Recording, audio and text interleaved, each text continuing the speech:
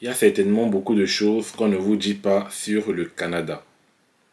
C'est bien beau d'avoir un projet d'immigration, mais c'est également important de savoir les réalités qui se passent dans le pays où vous souhaitez immigrer. Cette vidéo, c'est une vidéo pas comme les autres parce que nous allons plonger dans cette vidéo dans la réalité d'un immigrant au Québec. Une personne qui est arrivée au Québec en 2009 et il va nous raconter en fait dans cette vidéo ces difficultés, les plus grandes difficultés qu'il a rencontrées durant son installation au Québec, durant sa procédure d'immigration. Et je pense que c'est assez intéressant, j'ai eu à le suivre. C'est en fait un audio de 7 minutes que je vous recommande de suivre du début à la fin. Pour ceux qui sont au Canada, ils vont se retrouver certainement dans ces propos. Et pour ceux qui ne sont pas encore, ça vous permettra d'avoir à peu près une vision, voilà, des difficultés que vous pourrez rencontrer au Canada. Donc, je pense que cet audio, c'est pas un audio, en fait, c'est un podcast. Il est très très intéressant parce que il nous explique en réalité ce qui se passe lorsqu'on est au Canada, lorsqu'on est au Québec. Donc, avant de vous mettre ce petit extrait qu'on va débriefer à chaque fois, donc à chaque fois, je vais couper et on va essayer de débriefer réellement ce qu'il dit. Donc, premièrement, déjà, vous devez savoir que les plus grandes difficultés des étrangers au Canada, hein, surtout pour les Africains, parce qu'il est important de dire que ceux qui rencontrent le plus de difficultés, ce sont les Africains, ceux qui viennent d'Afrique, par rapport à ceux qui viennent d'Europe, c'est que il se pose déjà le problème de la reconnaissance des diplômes. Lorsque vous êtes au Canada, parfois c'est difficile de faire reconnaître un diplôme à sa juste valeur. Et vous allez voir dans ce podcast qu'à un moment donné, il va vous dire en fait que avec son doctorat, qui normalement devrait avoir 60 crédits au niveau de la reconnaissance, on ne lui a donné que 35 crédits. Donc vous voyez que en fait, lorsque vous sortez de votre pays avec le plus grand diplôme, en espérant qu'arriver au Canada, l'équivalence va se faire naturellement, sachez que ça ne va pas se passer forcément comme vous le pensez. Et donc, il y a déjà ce problème de reconnaissance de diplôme. Beaucoup de personnes n'arrivent pas à trouver des emplois, sont bloqués parfois parce que ils n'ont pas eu la reconnaissance de diplôme et ils sont parfois obligés, et bien dans la majorité des cas, de retourner sur les bancs de l'école. Parce que pour avoir facilement un emploi au Canada, il faudrait bien évidemment avoir un diplôme canadien ou un diplôme québécois. Donc c'est ça le problème qui se pose au niveau des ressortissants étrangers au Canada. Le problème de cette reconnaissance des diplômes, ça bloque beaucoup de personnes. Donc, ensuite, l'autre souci, c'est par rapport au coût de la scolarité. Donc, on ne le dit pas souvent, le coût de la scolarité au Canada est assez cher, environ entre 14 et 18 000 euros par an. Bien évidemment, si vous êtes venu au Canada à travers la résidence permanente, ça sera différent parce que vous aurez à payer les mêmes frais que les étudiants québécois ou canadiens. Mais si vous n'êtes pas passé par ce moyen-là, sachez que la scolarité, ça sera environ 14 000, c'est entre 14 et 18 000 euros. Parce qu'en moyenne, par matière, ça coûtera 2 000 euros. Donc, si on comptabilise au total, voilà, on se retrouve dans cette fourchette-là. Et donc, c'est le plus grand, c'est aussi un autre souci parce que les étudiants ou bien les personnes qui immigrent au Canada, donc lorsque vous immigrez au Canada, vous pouvez immigrer pour travailler, mais vous pouvez décider à un moment donné de poursuivre vos études. Donc, vous allez être confronté à cela également. Et donc, ceux qui immigrent au Canada, je veux dire ceux qui veulent faire les études au Canada, vont se retrouver parfois bloqués. Voilà, parce qu'ils viennent au Canada avec la somme d'une année, c'est-à-dire ils n'ont que 16 000 euros pour vivre pour payer leur scolarité pendant un an au Canada. Et après, ils ont plus rien pour la deuxième année ou la troisième année. Et lorsque ça se passe comme ça, au Canada, ils vont vous renvoyer dans votre pays si vous ne parvenez pas voilà, à continuer vos études. Voilà, donc c'est des termes, des cas vraiment à savoir, donc, et à prendre au sérieux. Donc, je vais commencer le podcast et on va essayer de suivre ce monsieur qui est passé par la France, je tiens à le dire, il est passé par la France avant d'aller au Canada. Et on le dit souvent, le moyen le plus facile souvent pour immigrer, c'est de passer par l'Europe avant d'aller au Canada. Ça peut faciliter les choses. Bien évidemment, vous n'êtes pas obligé de le faire. Il y a beaucoup de personnes qui quittent directement le pays. Mais franchement, si vous voyez que c'est un peu difficile pour vous, que ça fait des années que vous êtes en train de faire la procédure d'immigration et que ça ne marche pas, passez par un pays d'Europe. Une fois que vous êtes dans un pays d'Europe, n'importe lequel, la France, la Belgique ou n'importe où, vous pourrez immigrer normalement plus facilement et plus aisément pour le Canada. Donc ce sont des astuces à savoir également. Donc, suivant ce podcast, on va essayer de le débriefer au fur et à mesure. C'est à peu près 6 à 7 minutes, c'est pas long. Et donc, voilà, on va essayer de débriefer. Surtout, n'oubliez pas de vous abonner et de laisser un like pour soutenir la chaîne, les amis. C'est important. Donc, je vais lancer. On parle régulièrement d'immigration, de cibles et plus récemment de tests de valeur, mais trop peu d'expérience de vie. Ce que nous propose un enseignant de la région qui a littéralement passé par toutes sortes d'émotions depuis son arrivée au Canada en 2009, c'est ça, c'est de plonger dans l'histoire de sa vie.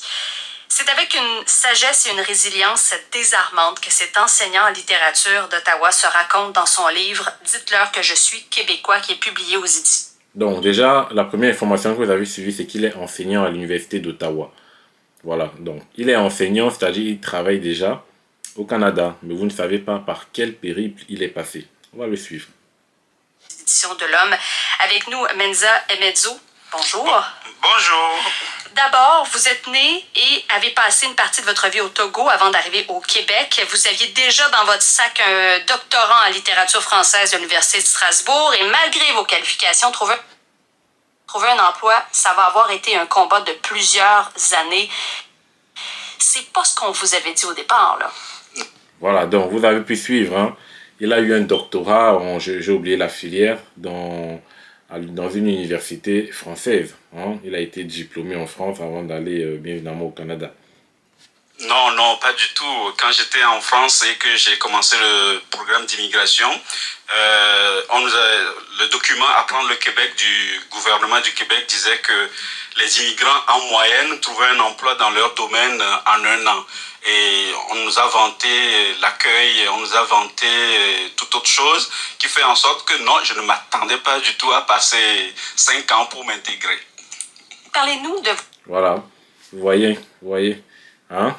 Donc, les documents disaient que, voilà, en principe, lorsque vous venez au Canada, vous devrez trouver normalement un diplôme dans votre domaine dans les 1 an. Donc, ce qui n'a pas été le cas pour lui et ce n'est pas le cas généralement pour une grande majorité de personnes.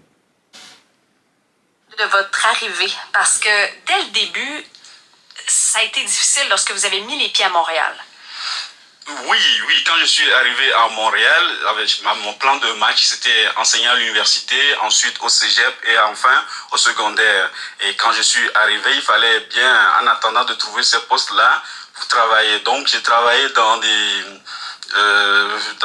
industries, dans des usines, j'ai déchargé des camions, j'ai même déchargé tout un camion en un avant-midi, un record selon... Oui, parce que normalement c'était une journée complète à 2. Oui, une journée complète, ouais. Je l'ai fait en une demi-journée seule. Voilà, vous voyez comment il s'est débrouillé. En attendant de trouver son emploi, comment il s'est débrouillé, il déchargeait les camions. Donc, là, vraiment, rien n'est facile lorsque vous arrivez dans un nouveau pays. Rien n'est facile. Et vous devez être prêt et capable de faire tout ce que vous pourrez faire pour pouvoir gagner votre pain quotidien. Vous voyez, il est passé par beaucoup d'étapes. Donc, oui, et puis je raconte dans l'histoire cette anecdote où il y avait un superviseur qui nous avait emmenés en un lieu pour travailler et au final, on n'avait plus de travail. Et puis nous abandonnons là dans la zone industrielle, il fallait rentrer tout simplement seul et autre. Non, ça a été une période... Il faisait moins 25, il faisait à peu près la température qu'il fait là en ce moment à l'extérieur. Moins 25 degrés. Voilà, vous travaillez, décharger des camions à moins 25 degrés, vous voyez que c'est pas évident. Hein. C'est une température que vous allez vivre presque toute l'année au Canada. À 80% du temps, vous allez être dans ce genre de température et parfois plus. Donc, l'extérieur. Oui. Mais là, bon, vous avez passé à travers cette époque-là qui a été très difficile et vous avez décidé ultimement de retourner sur les bancs d'école à l'UQO en sachant que c'était la voie pour décrocher un emploi. Avec votre diplôme en main, il y a eu d'autres embûches. Oui, déjà la reconnaissance des diplômes posait un problème à cette université parce que moi, quand j'ai été accepté à l'université d'Ottawa où la formation dure 9 mois et à l'UQO, bon, je me suis dit, selon la reconnaissance, ils disaient que 60 crédits seront reconnus à quelqu'un qui a un baccalauréat disciplinaire. Moi, j'avais un doctorat de l'université de Strasbourg en France. Donc, je me suis dit, OK, ça va être peut-être 1 an aussi ici. Au pire, ça va être 2 ans. Mais ça ne me dérange pas parce que j'étais très attaché au Québec, même avant d'arriver. Donc, je me suis dit, bon, c'est pas grave si je perds 1 an de ma vie qui me permet de faire ma formation ici au Québec et de travailler ici au Québec. Parce que la plupart de mes amis qui ont fait la formation à Ottawa sont en Saskatchewan, à Toronto et autres. Donc, je voulais rester vraiment au Québec. Et malheureusement, comme je le dis, quand moi j'ai présenté ma demande... Donc, vous avez compris, comme vous avez suivi, en fait, avec son doctorat, il devrait normalement avoir ses 60 crédits. Mais au moment de sa reconnaissance, on ne lui a donné que 35 crédits. Donc, ce qui veut dire que les diplômes africains ne valent rien au Canada. Tant que vous n'êtes pas diplômé québécois ou canadien, ça va être difficile.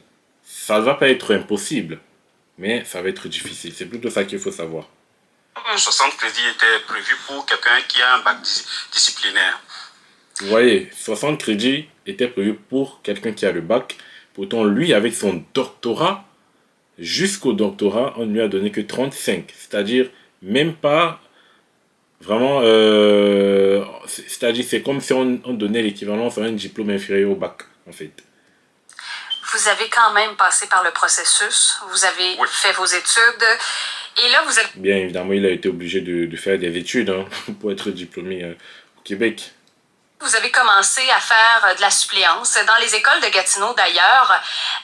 Ça a été difficile parce que vous ne le dites pas comme ça dans le livre, mais vous avez été victime de racisme. Là. Si à la lecture de votre livre, c'est assez clair.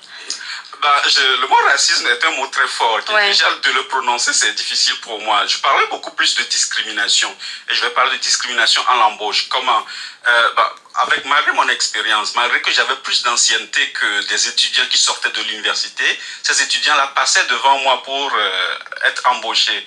Donc, c'est quelque chose que j'ai très mal vécu. C'était difficile. Oui, quelqu'un d'autre parlait de racisme, mais je préfère... Vous avez suivi. Avec son doctorat et l'expérience qu'il avait déjà, les étudiants qui sortaient à peine et fraîchement de l'université étaient plus favorisés que lui. C'est-à-dire des étudiants qui n'avaient pas d'expérience, qui n'avaient rien comme expérience, qui ne savaient pas faire grand-chose. C'est eux qu'on prenait et lui, il les voyait et voilà, et ça le faisait mal. Et à n'importe qui voir ce genre de choses, ça fait vraiment mal de voir que avec votre expérience et les diplômes, le bagage que vous avez, on prend des jeunes étudiants par rapport à vous. Donc, c'est un peu ça. Garder le terme discrimination à l'emploi plutôt que de racisme, oui. Pourquoi avez-vous de la difficulté avec ce mot-là? Je sais pas, je trouve que le mot est violence. En somme, c'est un mot très dur en réalité. Et aussi, ça amène à une mauvaise compréhension. Parce que je veux pas qu'on interprète mal ce que je dis. Comme vous l'avez dit, à travers la lecture, chaque lecteur va pouvoir se faire son opinion sur le mot à choisir. Mais moi, je préfère garder le mot discrimination. C'est beaucoup plus politiquement correct que le racisme, je pense. Ouais. Sur le plan familial, ça a été difficile aussi parce que votre femme, vos enfants vous ont rejoint à Gatineau. Leur intégration s'est d'ailleurs relativement bien déroulée. Comment vous sentiez-vous à ce moment-là où vous voyez donc votre conjointe, vos enfants vous s'intégrer et vous avoir de la difficulté à tenir un emploi? Comment vous l'avez vécu en tant qu'homme? Oui, je vais mettre ça en contexte. Ma femme, elle était sage-femme au Togo. Donc, quand elle est arrivée ici, il a fallu qu'elle se réoriente. Donc, elle est devenue infirmière. Et oui, elle s'est intégrée facilement à l'emploi. Et mes enfants aussi, dans leur école, ça se passait très bien. Et la réussite de ma femme était en réalité le miroir de mon échec. Je le dis dans le livre, je viens d'un pays d'Afrique, je viens du Togo, où le poids, la tradition, c'est l'homme qui doit s'occuper de la femme, qui doit s'occuper des frais en ce qui concerne le foyer. Mais je me retrouve sur la touche et c'est à ma femme de prendre en charge tant d'autres choses. Donc c'était difficile à vivre, sincèrement. Voilà, donc ici il raconte tout simplement que sa femme s'est rapidement facilement intégrée par rapport à lui déjà. Vu que sa femme était aide-soignante dans son pays, je pense aussi que naturellement les secteurs d'infirmiers, enfin les secteurs médicaux sont vraiment facilement accessibles au Canada. Donc je pense que c'est une des raisons qui ont fait qu'elle s'intègre facilement. Et bien évidemment, elle a passé un diplôme d'infirmier au Canada avant de commencer à travailler. Ça, c'est presque inévitable. Et voilà, donc au début, donc, comme il le raconte, c'est sa femme qui gérait tout. Lui n'avait pas encore d'emploi, il était obligé voilà, de se battre encore à gauche, à droite. Donc c'est un peu ça, quoi. Donc c'est vraiment pas facile, vraiment pour beaucoup de personnes, ils ne vous disent pas la réalité. Parce que nous, les Africains, lorsqu'on arrive dans un pays, on ne veut pas toujours montrer qu'on a des difficultés. Et c'est ça le comble. Voilà, on va laisser les gens penser que tout se passe bien, on est au Canada, on est riche et tout. Pourtant, c'est pas vraiment le cas. Moi, c'était difficile à vivre. Je ne suis pas macho, je le dis tout de suite, mais c'est juste que c'est le poids de la tradition que je portais. Et c'était des moments vraiment difficiles. Vous avez eu des idées noires aussi à une certaine époque. Oui, j'avais des idées très noires, des idées suicidaires, parce que je n'étais pas préparé à vivre cet échec-là. Si en partant de la France, je savais que ça allait se passer comme ça, je pense que ce serait différent. Mais j'étais arrivé avec des illusions, avec des espoirs nourris par les informations que j'avais, ce qui faisait en sorte que j'ai frappé un mur et ça a été difficile de me relever par rapport à ça. Mais au final, tout est bien qui finit bien. Oui, maintenant vous enseignez dans une école d'Ottawa. Oui. Qu'espérez-vous avec la publication de ce livre autobiographique? La première des choses, c'était parler aux employeurs. Je voudrais dire aux employeurs de nous faire confiance, que les immigrants, c'est de l'expérience. Les immigrants, c'est des diplômes et qu'on est capable de faire le travail en question. Donc, de nous faire confiance, on peut réussir et faire marcher leur entreprise. Et en même temps, j'aimerais informer ceux qui veulent venir que voilà le tableau de la situation. Voilà ce que moi j'ai vécu personnellement.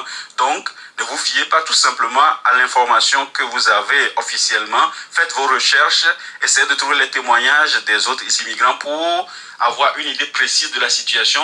Parce que c'est la désillusion qui crée le désespoir. Si, à la base, ils sont bien informés de la situation, je ne pense pas qu'ils seraient désespérés quand il va y avoir les obstacles et les difficultés. Chose certaine, la lecture de ce livre est fortement recommandée. C'est déroutant, littéralement. Menza Emedio, auteur de Dites-leur que je suis québécois, c'est publié aux éditions de l'Homme. Merci d'avoir pris quelques minutes et surtout merci de vous être raconté dans ce livre-là. Merci à vous de m'avoir invité. Merci beaucoup. Voilà donc le témoignage, le fameux témoignage, vous l'avez vu. Hein, et le conseil qu'il a donné à la fin, je pense que c'est important de vraiment se renseigner auprès d'autres personnes qui sont au Canada, essayez d'écouter les témoignages un peu comme celui-ci, ça vous permettra de mieux vous préparer psychologiquement, hein, intérieurement de ce que vous pourrez attendre, ce que vous pourrez vivre au Canada. Et le fait que vous soyez déjà préparé lorsque ça arrive au Canada, ça ne sera plus autant choquant pour vous. Donc, c'est important de savoir vraiment un peu de partout ce qui se passe vraiment, ce que les gens vivent. Donc rapprochez-vous, essayez d'intégrer des groupes, parfois ça parle un peu. Donc vraiment les gars, c'est ça la réalité, hein, c'est ça la vraie réalité que personne ne va vous dire parce que c'est aussi parfois un côté personnel. Lui il a raconté justement parce qu'il est passé dans une radio-télévision, mais si ce n'était pas qu'il est passé par là, je ne pense pas que on aurait suivi voilà, c'est ce qu'il a vécu. Donc, j'espère que c'est une expérience qui vous aura plutôt intéressé. Et j'espère que vous saurez vous préparer lorsque vous immigrez au Canada à vivre ce genre de choses éventuellement. Voilà. Donc, c'était tout pour cette vidéo. Et merci d'être resté jusqu'à la fin de cette vidéo. Si vous n'êtes pas encore abonné, abonnez-vous. N'hésitez pas à liker la vidéo et à partager. Allez, on se voit la prochaine pour un nouveau numéro. Portez-vous bien et bonne chance dans vos projets d'immigration.